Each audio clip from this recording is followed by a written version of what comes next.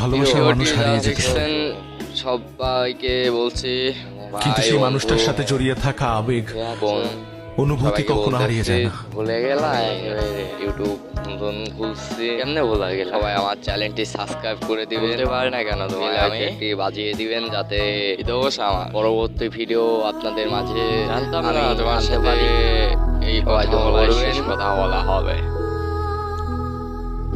যদি জানতাম তাহলে এই ফোন কাটার আগেই তোমাকে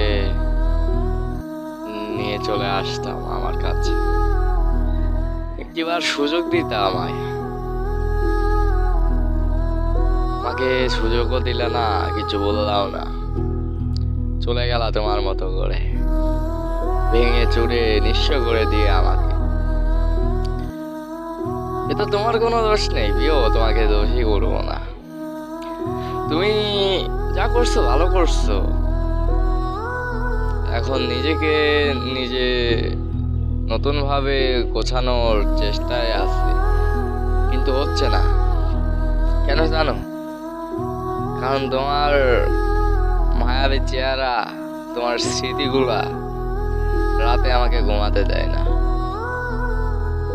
তুমি হয়তো আজকে অন্য কারো বাসরে ঘুমাও সুখে শান্তিতে, কিন্তু আমি তো ঘুমাতে পারি না তোমার স্মৃতিগুলো আঁকড়ে ধরে।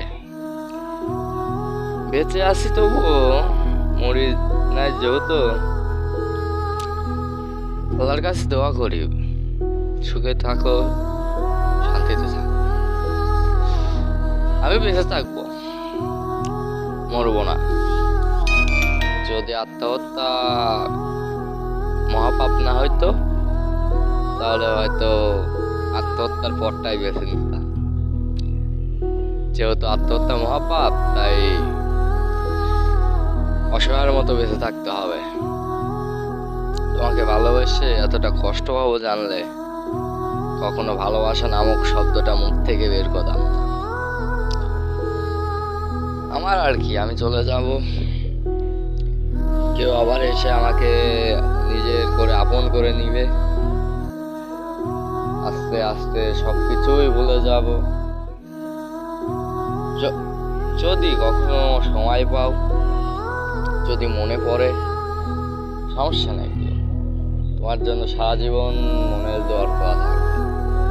যদি এখন না পারো বৃদ্ধ বয়সে এসো, দুজনে একসাথে চা খাবো আর গল্প করব। তোমাকে ফিরে ফিরতে এখনো ইচ্ছে করে, কিন্তু কোনো উপায় নেই।